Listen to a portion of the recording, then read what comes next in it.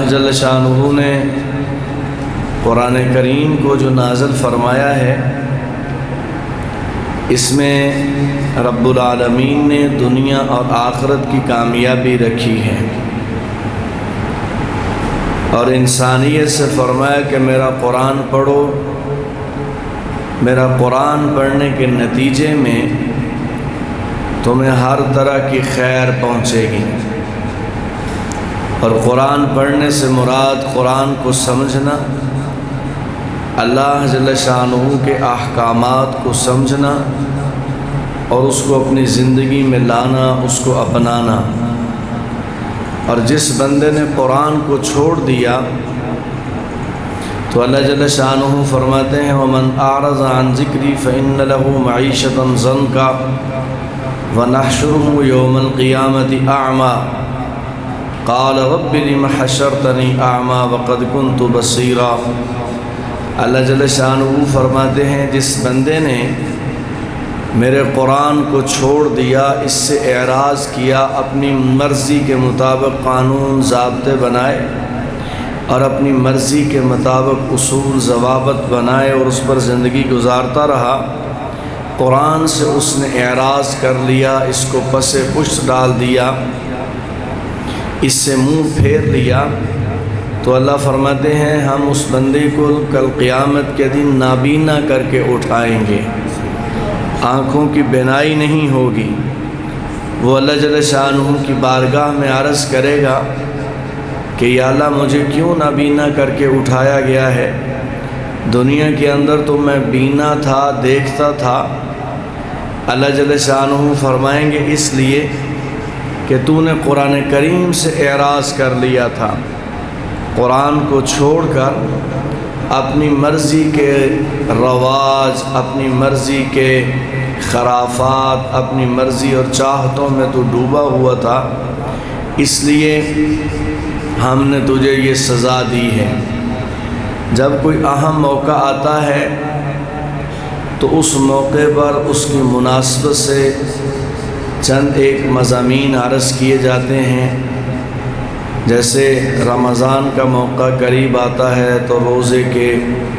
رمضان کے عبادات کے مسائل عرض کیے جاتے ہیں۔ ذی الحجہ قریب آتا ہے تو سیدنا ابراہیم علی نبینا علیہ الصلاۃ والتسلیمات کا تذکرہ، حج کے مسائل و فضائل اور قربانی کے مسائل اور فضائل وغیرہ عرض کیے جاتے ہیں۔ جب محرم آتا ہے تو فاروق اعظم رضی اللہ تعالیٰ عنہ کی شہادت، سیدنا حسین رضی اللہ تعالیٰ عنہ کی شہادت بیان کی جاتی ہے۔ اسی طریقے کے ساتھ جب ربیع الاول آتا ہے تو نبی علیہ السلام کی ولادت باسعادت شان اور منقبت کے حوالے سے چند ایک گزارشات ہی عرض ہو پاتی ہیں، اس سمندر کی گہرائی تک اترا نہیں جا سکتا۔ اس کے علاوہ جو ایام ہوتے ہیں ان میں میری عام طور پر کوشش ہوتی ہے کہ قرآن کریم کے مضامین عرض کروں۔ قرآن کریم میں جو اللہ جل شانہ نے بیان فرمایا ہے، اس اعتبار سے قرآن کریم کی چند صورتوں کا ترجمہ و تفسیر میں نے عرض کیا ہوا ہے۔ آج ارادہ ہے سورہ مطففین کی مختصر سی تفسیر عرض کرنے کا۔ سورہ مطففین 30ویں پارے کی ایک صورت ہے مختصر سی، جس میں اللہ جل شانہ نے ناپ تول میں کمی کرنے والے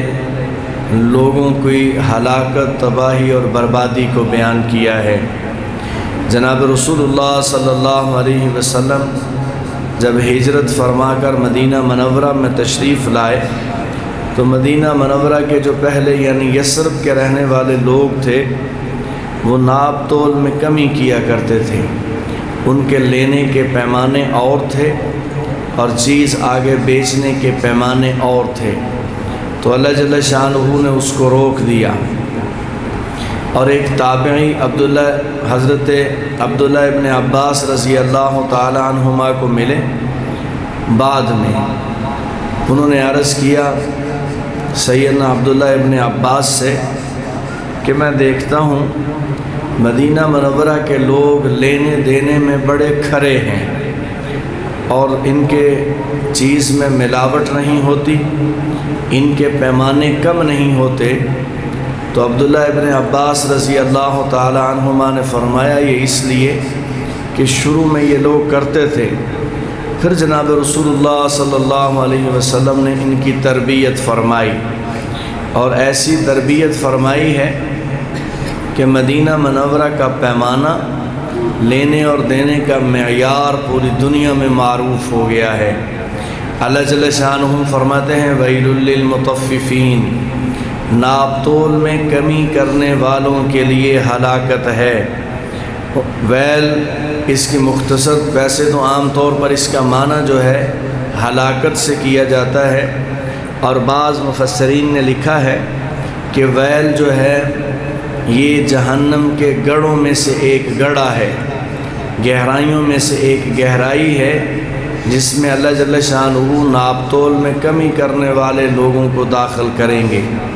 اللہ فرماتے ہیں ویل للمطففین، ناپ تول میں کمی کرنے والے لوگوں کے لیے ہلاکت ہے۔ الذین اذا اکتالوا علی الناس یستوفون، جس وقت یہ لوگوں سے کوئی چیز لیتے ہیں تو پوری لیتے ہیں۔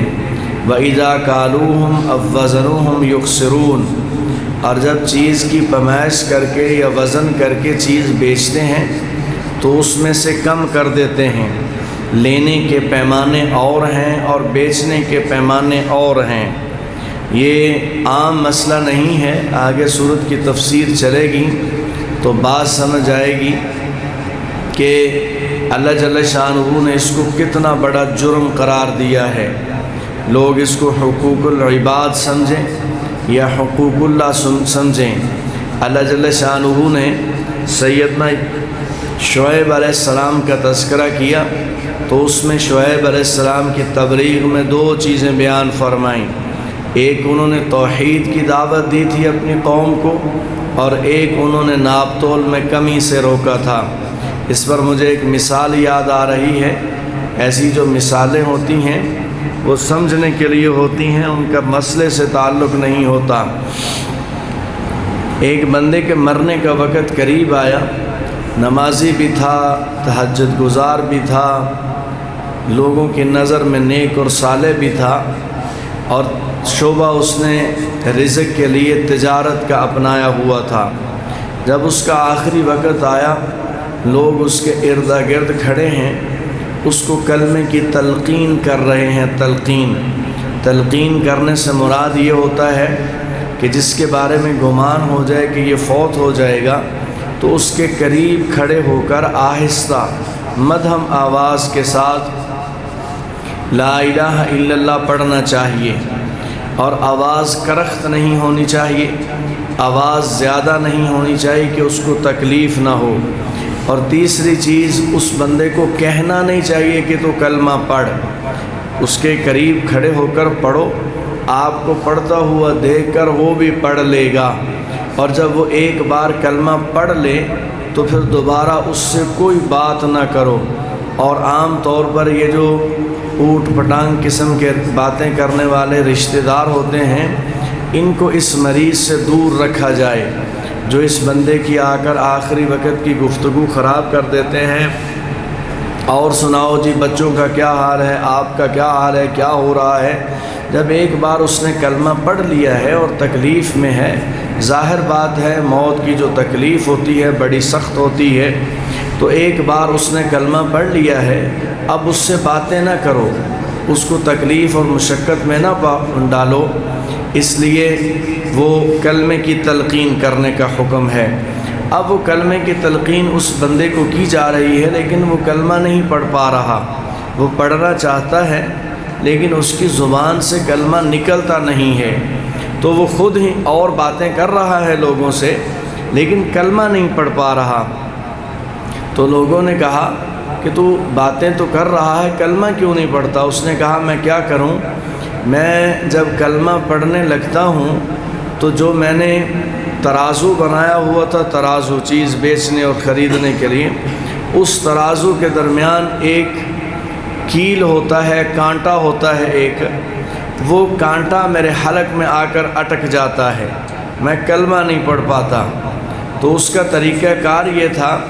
کہ ایک تو اس نے ترازو لینے دینے کا جو رکھا ہوا تھا اس میں کمی بھی کرتا تھا، اور اناج جب بیچتا تھا تو کھانے کے لیے کچھ اناج نکال لیتا تھا، اور اس کی جگہ پر وہ کنکریاں وغیرہ، ریت وغیرہ، مٹی وغیرہ اس چیز میں ڈال دیتا تاکہ اس کا وزن وہی رہے۔ اب یہ جو ملاوٹ کی ہے اس نے اور چیز میں کمی زیادتی کی ہے، اس کا اتنا بڑا نقصان ہوا ہے کہ وہ ساری باتیں کر پا رہا ہے لیکن آخری وقت میں زبان سے کلمہ نہیں نکل رہا۔ اللہ جل شانہ اس کی سزا جو ہے ناپ تول میں کمی کرنے کی اگلی آیات میں بیان کر رہے ہیں، وہ تو بہت سخت ہے، وہ سزا بہت سخت ہے۔ بہرحال اللہ جل شانہ پہلے بندے کو سمجھا رہے ہیں، اور اللہ جل شانہ فرماتے ہیں الا یظن اولئک انہم مبعوثون، کیا یہ لوگ گمان نہیں کرتے جو ناپ تول میں کمی کر رہے ہیں اور آنے والے اس خریدار کے ساتھ دھوکہ کر رہے ہیں کہ کل قیامت کے دن ان کو اٹھایا جائے گا لیوم عظیم، اس بہت بڑے دن میں ان لوگوں کو قبروں سے نکالا جائے گا۔ یوم یقوم الناس لرب العالمین، جس دن سارے لوگ رب العالمین کے سامنے کھڑے ہوں گے۔ الا یظن،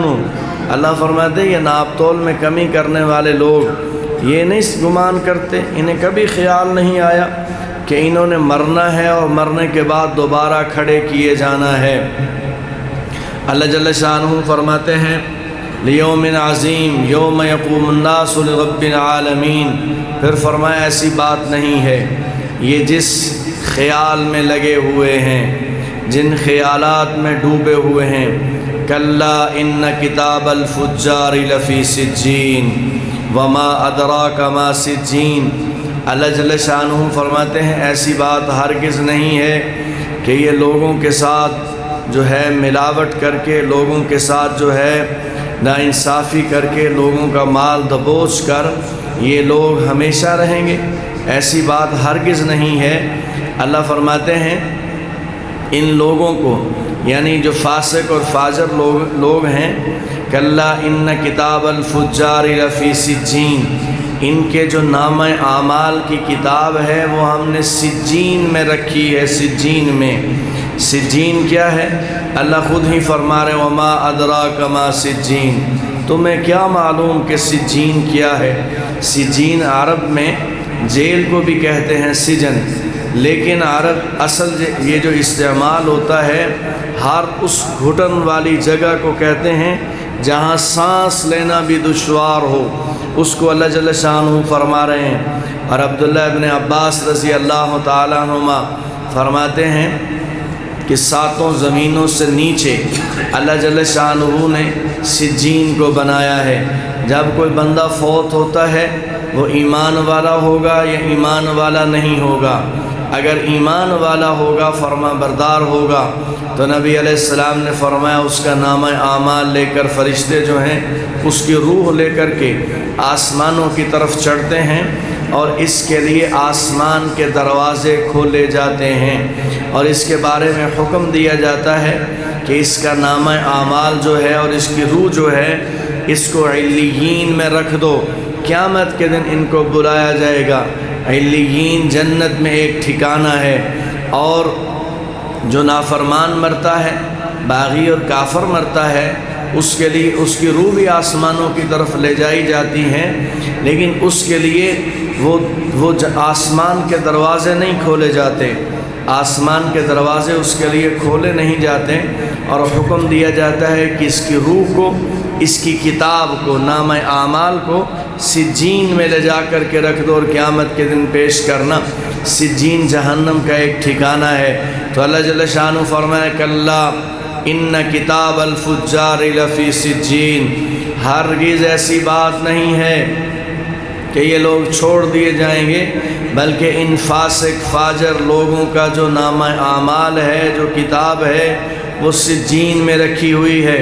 وما ادراک ما سجین، اور تمہیں کیا معلوم کہ سجین کیا ہے؟ تمہیں معلوم نہیں ہے سجین کیا ہے؟ کتاب مرقوم، اللہ فرماتے ہیں اس سجین میں وہ ایک لکھی ہوئی کتاب ہے، وہ ان کا جو نامہ اعمال ہے، زندگی کے جو ان کے کارنامے ہیں، وہ سارے کے سارے کتاب مرقوم اس میں لکھے ہوئے ہیں۔ پھر اللہ جل شانہ فرماتے ہیں ویل یومئذ للمکذبین، ہلاکت ہے ان لوگوں کے لیے جو آخرت کے دن کو جھٹلا رہے ہیں، جھٹلانے والے لوگوں کے لیے اللہ فرماتے ہیں ہلاکت ہے۔ ویل یومئذ للمکذبین الذین یکذبون بیوم الدین، وہ جھٹلانے والے جو قیامت کے دن کو جھٹلا رہے ہیں۔ یہ جھٹلانا دو طریقے سے ہوتا ہے، دو طریقے سے۔ ایک طریقہ تو یہ ہے کہ بندہ زبان کے ساتھ کہے میں آخرت کو نہیں مانتا، میں مرنے کے بعد دوبارہ زندہ ہونے کو نہیں مانتا، میں آخرت کے حساب کو نہیں مانتا، جنت اور دوزخ پر میرا یقین نہیں ہے، زبان کے ساتھ بندہ کہے۔ یہ اس کو قرآن کریم کی اصطلاح میں کافر کہا گیا ہے، یہ کافر ہے، اس پر جو ایمان نہیں رکھتا۔ اور ایک وہ بندہ ہے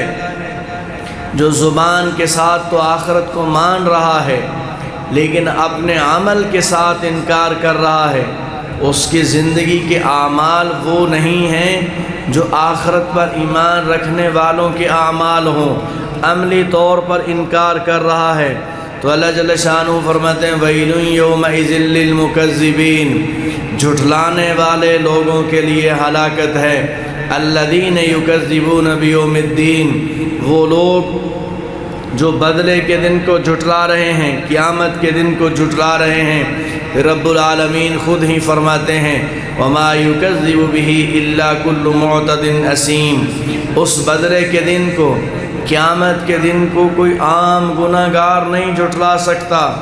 اللہ فرماتے ہیں اس کو بہت بڑا نافرمان اور بہت بڑا گناہ گار ہی جھٹلاتا ہے۔ وما یکذب بہ الا کل معتد اثیم، حد سے بڑا ہوا گناہ گار، حد سے بڑا ہوا مجرم جو ہے وہی اس آخرت کے دن کا انکار کرتا ہے، اس کو جھٹلاتا ہے۔ اور جب اس کو سمجھانے کے لیے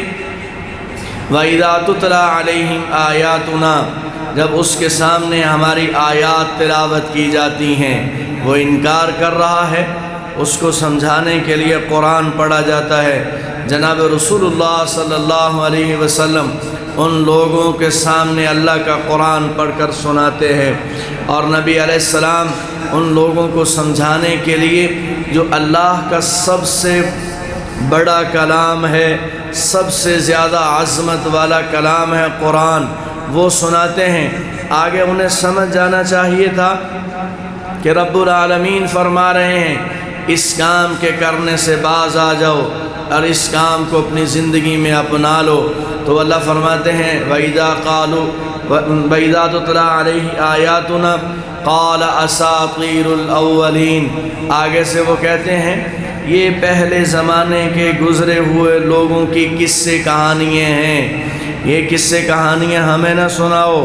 یہ قرآن کریم میں نبی علیہ السلام نے ان لوگوں کو سمجھایا، ان کے سامنے قرآن پڑھا، اور پھر نبی علیہ السلام نے یہ بھی بتایا کہ آج اگر تم ناپ تول میں کمی کر رہے ہو تو تمہیں معلوم ہونا چاہیے، تمہیں معلوم ہونا چاہیے تم سے پہلے قوم شعیب گزری ہے، ایسی قوم جو شام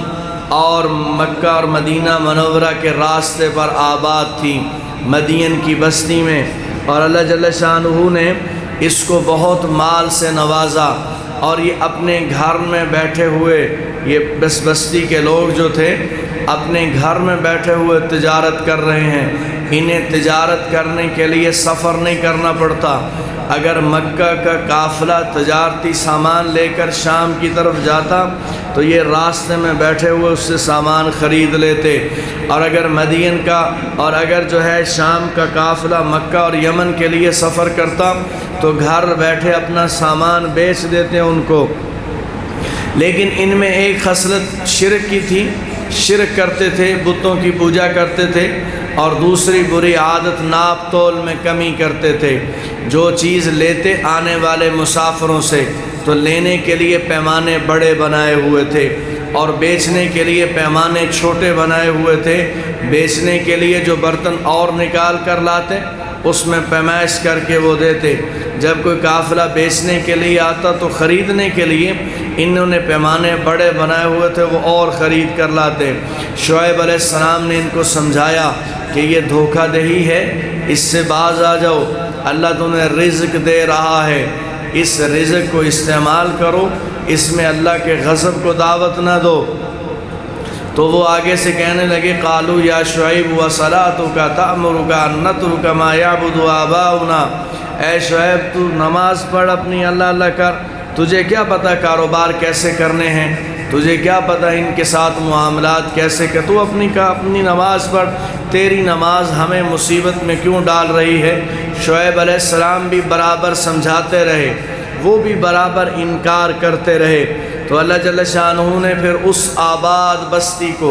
اس کے پاس رزق کی فراوانی ہے، اس کے پاس طاقت ہے، قوت ہے، سب کچھ ہے، لیکن جب دعوت کو انہوں نے ٹھکرا دیا اور اپنی اسی روش پر قائم رہے تو اللہ جل شانہ نے اس قوم پر عذاب بھیجا، بھوک کا عذاب آیا، بھوک کا، کہ ان کے رزق ختم ہونا شروع ہو گئے، مال ختم ہونا شروع ہو گیا، اناج ختم ہونا شروع ہو گیا، بارشیں برسنا جو ہیں وہ بند ہو گئیں اور زمین نے کھیتی جو ہے پیدا کرنی بند کر دی۔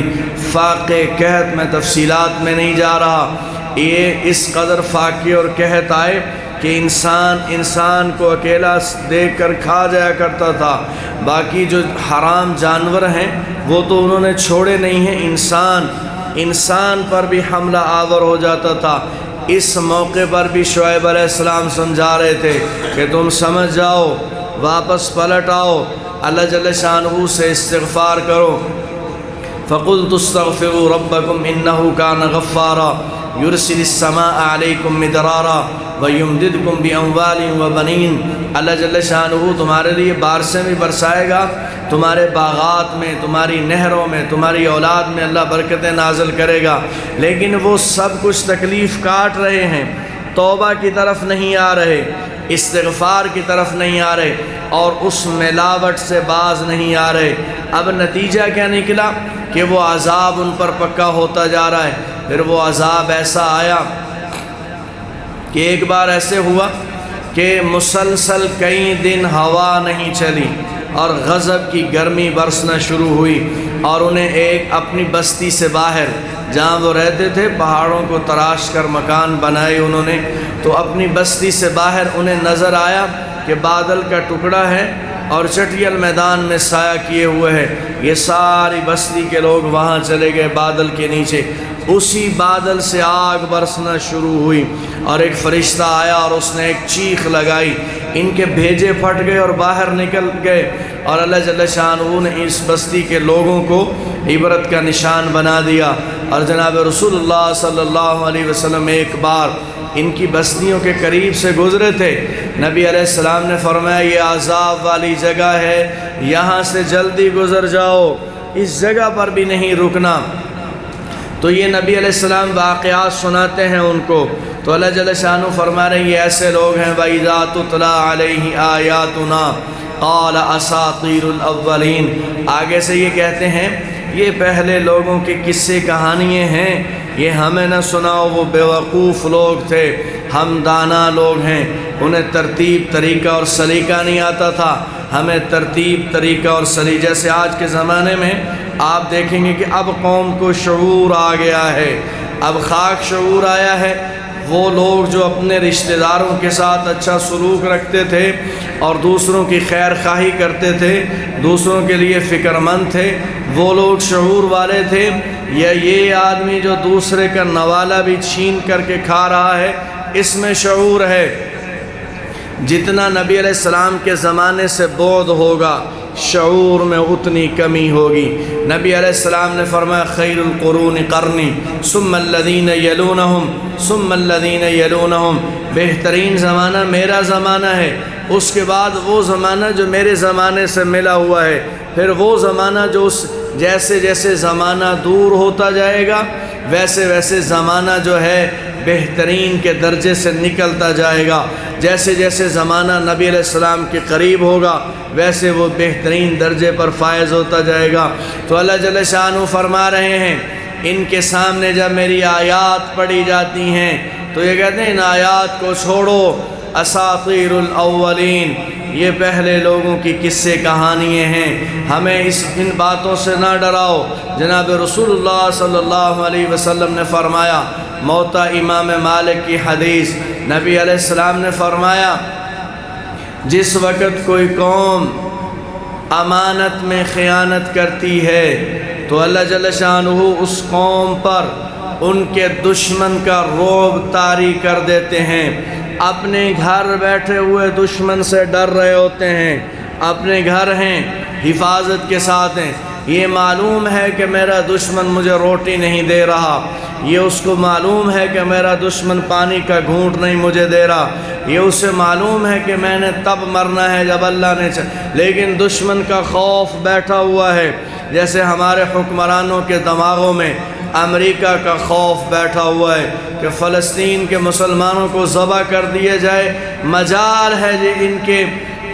ان کی زبان سے کوئی ایک لفظ نکلا ہو 40,000 کے قریب مسلمان بچوں کو ذبح کر دیا گیا اور بم پھوڑے گئے ان پر، اور ان کو کفن دفن کی اجازت تک نہ دی گئی، لیکن کوئی ایک مسلمان حکمران سارے اپنے محلات میں بیٹھے ہوئے، ہر قسم کی سکیورٹی کے ہوتے ہوئے، ہر قسم کے مال اسباب اور رزق کے ہوتے ہوئے اپنے بند کمروں میں ڈر رہے ہیں۔ وہ اس لیے ڈر رہے ہیں کہ قوم کی امانتوں میں خیانت کی ہے، قوم کی امانتوں میں خیانت کرنے کی سزا یہ ملی ہے۔ ان کو اللہ جل شانہ ان کے دلوں میں رب العالمین نے دشمن کا رعب ڈال دیا ہے۔ نبی علیہ السلام نے فرمایا جب کوئی قوم خیانت کرتی ہے تو اللہ جل شانہ دشمن کا رعب ان میں ڈال دیتے ہیں، اور نبی علیہ السلام نے فرمایا جس وقت کوئی قوم زنا کرتی ہے ان میں نوجوان لوگوں کی اموات ہوتی ہیں، اچانک موتوں کا حملہ ہوتا ہے، نوجوانوں پر ہوتا ہے۔ جب کسی قوم میں زنا، موتا امام مالک کی روایت میں پڑھ رہا ہوں، ان پر اچانک موت کے حملے ہوتے ہیں، یہ اس لیے ہو رہا ہے کہ زنا عام ہو جاتا ہے اس قوم میں اس پر تلخ باتیں ہیں، غیر مناسب باتیں ہیں، لیکن وہ ضرورت ہیں، معاشرے کی ضرورت ہے، اس لیے میں عرض کر رہا ہوں۔ جناب رسول اللہ صلی اللہ علیہ وسلم نے فرمایا وہ بندہ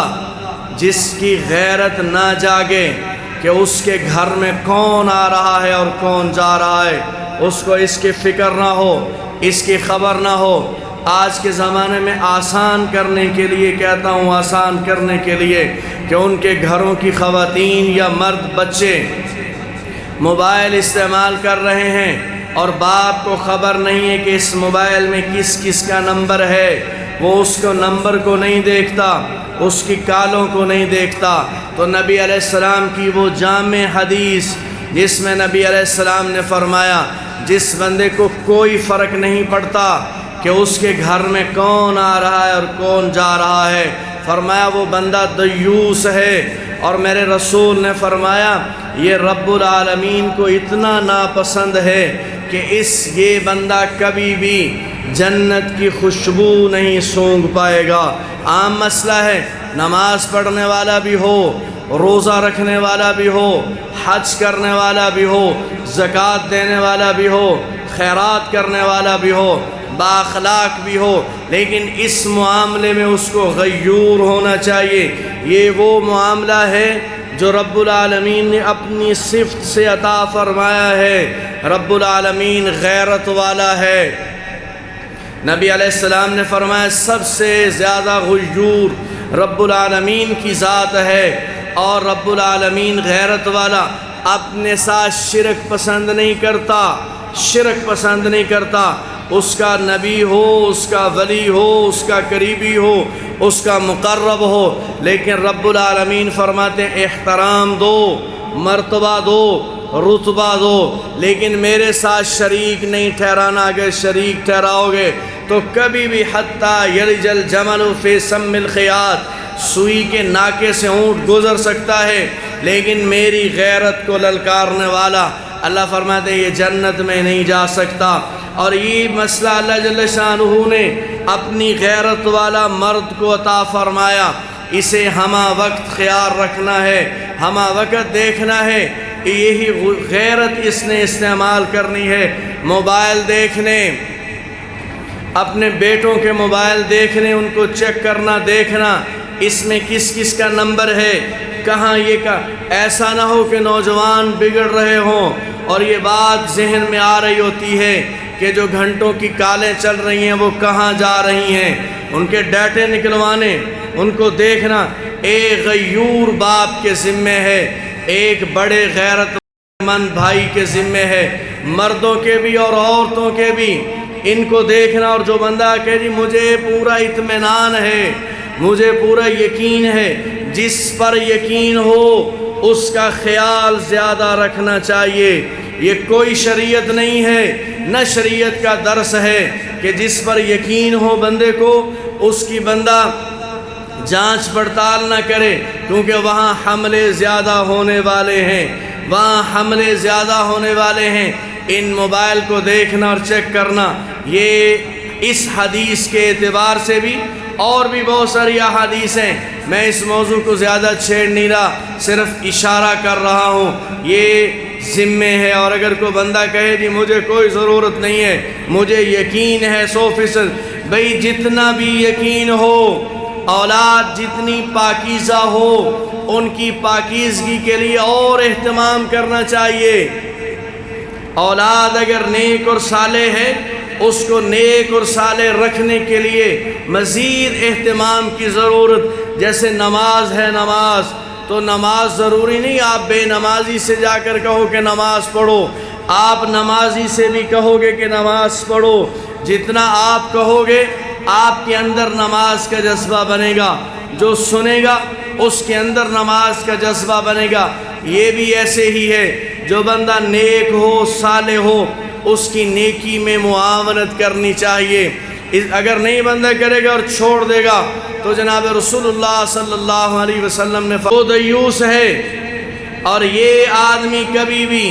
جنت کی خوشبو نہیں سونگھ سکے گا۔ اور اس پر چند ایک گزارشات میں مزید عرض کر دوں، اسی لیے شریعت کا حکم ہے، شریعت کا حکم ہے، جناب رسول اللہ صلی اللہ علیہ وسلم کی سنت ہے اپنی بیوی کے ساتھ اچھی گفتگو کرنا۔ حجۃ الوداع کے موقع پر جناب رسول اللہ صلی اللہ علیہ وسلم نے جہاں اور نصیحتیں فرمائی تھیں، ان میں سے ایک نصیحت یہ بھی تھی نبی علیہ السلام کی کہ لوگوں عورتوں کے معاملے میں اللہ سے ڈرو، عورتوں کے معاملے میں اللہ سے ڈرو۔ وہ خامد جو اپنی بیوی کے ساتھ حسن سلوک نہیں کرتا، اس کے ساتھ باتیں نہیں کرتا، اس کے پاس وقت نہیں گزارتا، تو نبی علیہ السلام نے فرمایا یہ بدترین بندہ ہے، بدترین آدمی ہے، یہ اپنی بیوی کی تذلیل کر رہا ہے،